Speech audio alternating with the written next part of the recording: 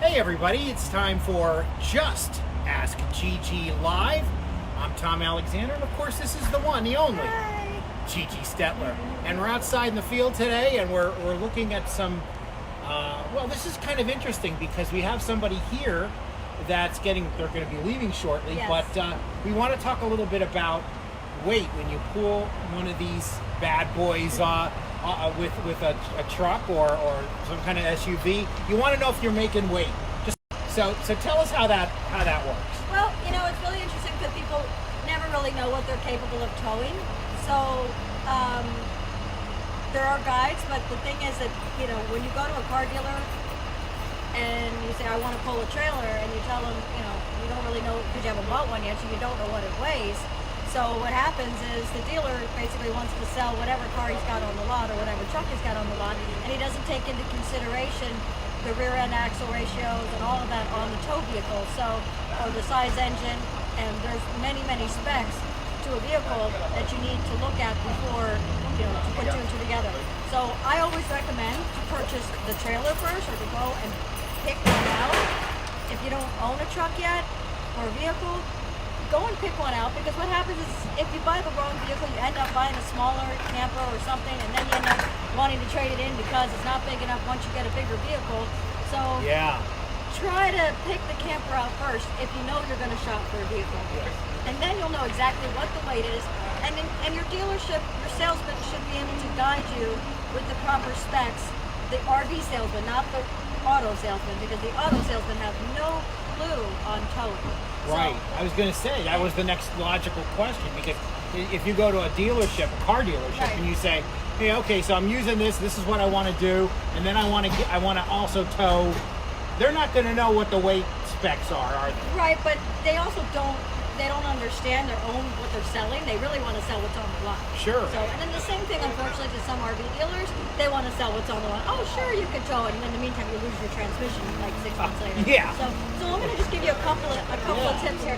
So, when you want to know what a trailer weighs, okay, if you're looking around, and let's say that your vehicle capacity is maybe 5,500 pounds. You've got an SUV like this one here, Right. Which is probably rated around 5,000. to Right. We got a 5,500. Ford Explorer here, just so Okay. you know. So they've picked out this camper, and so when you look over here and you look on the outside, a lot of people will look at this right here, which is your GVWR of 5,100 pounds. So had he had not talked to a proper salesperson, they would have immediately looked at that and said, oh, can't tell that. So that's not the weight of the trailer. What that means is the gross vehicle rating weight. That's what it's rated for. Maxed out full capacity. Okay. So Okay. that includes people, equipment, everything. Well, no people, because you're not in it when you're driving down the road. Well, okay, gotcha. But that's what it's rated for. Right. Okay, so that means that's the maximum you can max out. So now you want to find the dry weight. What this trailer weighs before you put anything in. Right. So if you want to follow me, we'll go to the other side.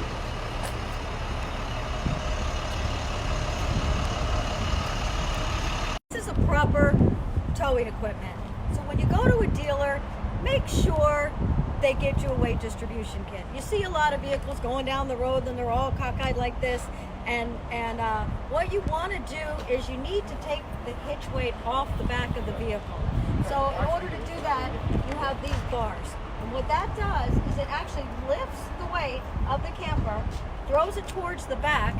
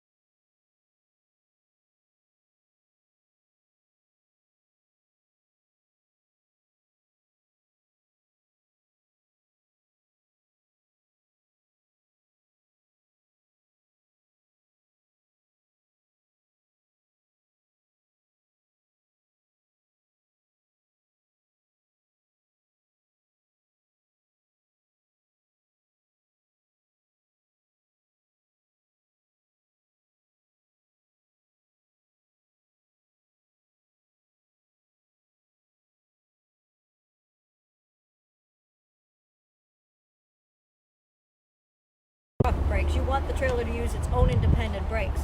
So what that electronic brake control does is it sends a signal. It's actually installed in your tow vehicle, and you hit your brakes, it sends a signal to brake the trailer, for the trailer to brake on its own, so that you're not wearing your truck vehicle brakes down. So we're gonna let these happy campers cruise out of here, and we're gonna move on to something else. All right. But I just thought that was, I wanted to give you just a little education on towing, because that's probably one of the biggest mistakes that a lot of people do, and a lot of RV dealers don't take the time to actually research the weight and calculate the weight and even offer to sell you a weight distribution kit, because they think that they're trying to. Excuse me, another airplane. Hazards, work hazards. Sometimes a dealer, they're customers on a budget, and they say, oh, you don't need that, because they don't want the price to get up. They want to make more profit on other things and stuff. So they're like, you don't need that. You need it, unless you're pulling with a dually and a small camper, like an F350 or something like that, which is that it's not necessary, it's overkill, but you need it. The longer the trailer, the more you need that. You need to distribute that weight. It's super important. So let's move on now. Let's let these folks go. Yep. Thank you, everybody. Thank Appreciate you. it. All right, we're going to go inside the bay now. Look at something else. There they go, back to Illinois or wherever they're from. That's great. Yep. So, the Wolf Pump by Forest River. Just letting folks know what we were looking at. All right, now we're going to go in and look at the Aerolite here. I'm bringing you back to this camper because we had done a series on this two series ago, when I was trying to figure out where the water was coming from. And this is the one, if you remember, where the awning screw hole went through the wall because somebody had made a mistake, and I said it's a covered claim, which it is a covered claim. But the more I investigated this camper, and because I don't like to assume only one situation and that the water is going to come in there. So that it actually that's not where the water was coming from. So when I looked at the gasket,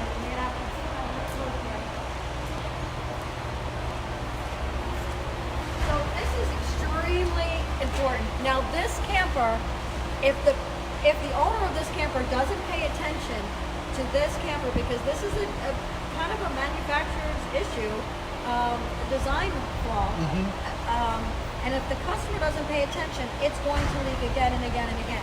So if you look at this gasket here, which I don't know if you can see it, my fine photography here, but you can actually, I can stick my hand straight into the inside of this camper, okay?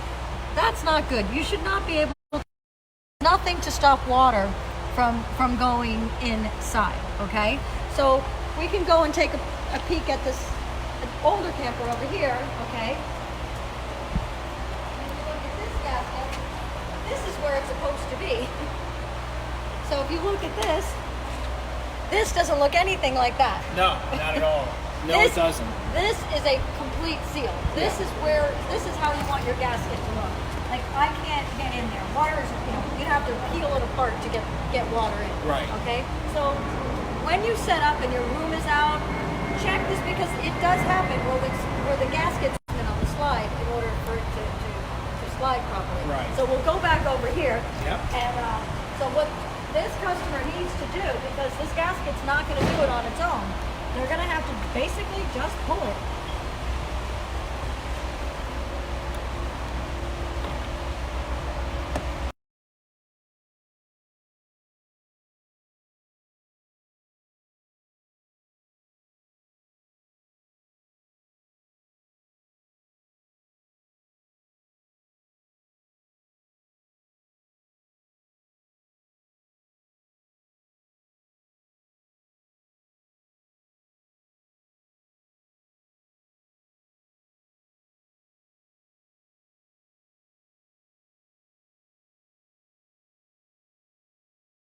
Stuff like that, you check this, because you got to make sure that this gasket is complete. Right. And then we're going to go over to another camper on a roof, because another very important seal is a roof seal over slide. Yes. Okay, the same kind of idea. Yeah. That is on the roof, on a slide on a roof. It has what's called a sweeper gasket. Right. Okay. Right. And the sweeper gasket needs to basically touch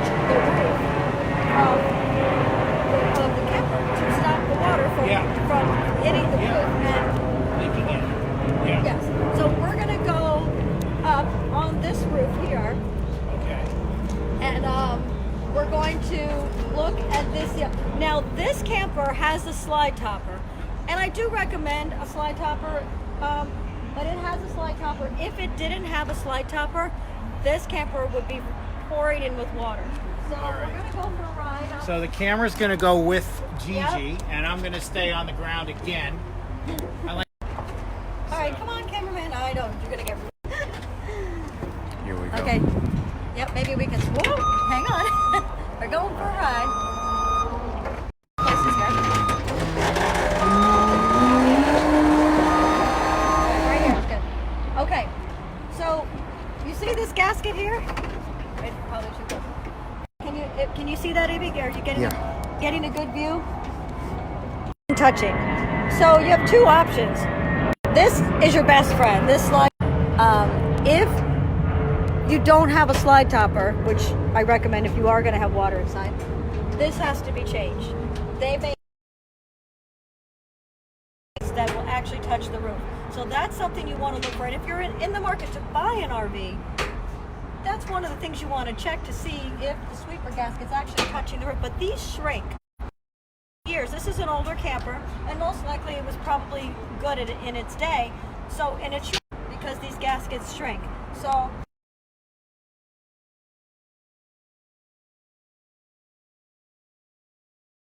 on the roof. So, and it's possible because this slide topper doesn't look new. The fabric looks new, but it doesn't look new. So, most likely this was born with a slide topper. But if rain went in this way and blew in this way, it has the ability to go inside. In fact, if you look here, you'll see all this debris from leaves and trees and stuff. So getting under there, and that's going to go back inside the camper. So so those are really important things to look at to prevent leaking and to keep your camper last you forever. I mean, if I still have still in great shape, so look for things like that so that you can preserve them. All right, this ride, we're going to go down. First floor, please. Step in our fine top. Oh my God. Tom, you might want to run over to that camper because I think I left my phone on the camper. Okay, hold on, folks. Here I go. I think I left my phone on the hitch. That is not going to be good. No?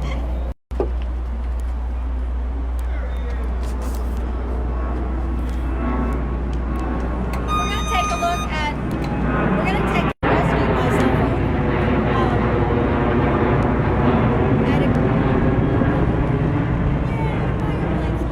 We're going to take a look on some closed campers so that you can see what a good seal is and a good fit.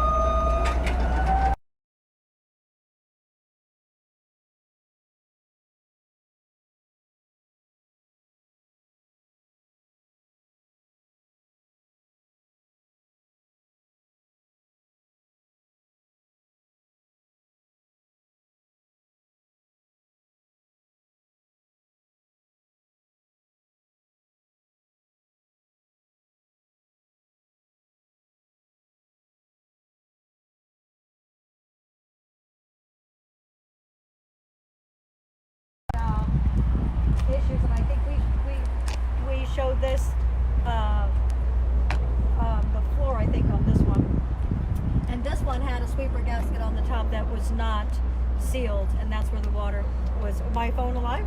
Didn't see it. It's nowhere to be found. We have to probably go out on the road and look for it somewhere. So now this one here, if you look close here, you'll see, you can't see the inside. And that's really important. So this is a good seal as well. Even though I can stick my hands here, what you don't want to see is daylight or be able to see on the inside, because anywhere that you can see in, water can see in. And this has a proper seal. You see silicone all over the place. This is properly sealed. This is what you want to see. this camper is going to last a long time if it stays in this type of maintenance program. It will be good. So there you go. So there you go. All right, so another version episode of Just Ask Gigi Live, and we'll be back again next week on Thursday at 2 p.m. Eastern Time for Just Ask Gigi Live. I'm a little out of breath from running over to check and see at the phone, but it's good exercise. Actually, Tom, heads up. So for next week, I will not be here, so you will be with Christina next week. Okay. And we're going to do. She's going to go through extended warranty plans to check your coverages. So everybody get out their warranty, extended warranties. If you don't have one, you may want to get some tips. But if you have one, get out your policies so that you can ask her questions, because she has probably processed maybe $50 million worth of claims herself. Yeah. So she knows what to look for. She knows what the right language that needs to be in your policy, exclusionary, not exclusionary. Stated, value, all these things. She's going to go over that with you, because that's really important, because so many people are either undercovered and they're looking for price sometimes and comparing prices on warranties and stuff like that. Well, you get what you pay for. And, so you got to really look at these, these coverages and make sure that you're not excluding something that that you may need or you may think that you have and you don't have. So that's wonderful. So next Thursday, Christina Hurst joins us on Just Ask Gigi Live, stepping in for the star of the show, Gigi Stettler. She's the other star. She's the other star. I just move. I drive things around. That's all I do. All right. Anyway, for Gigi Stettler, I'm Tom Alexander. For our great cameraman, AB. Thank you, AB. Great job as always. We'll see you next Thursday at 2 right here on Facebook. So long, everybody. Bye.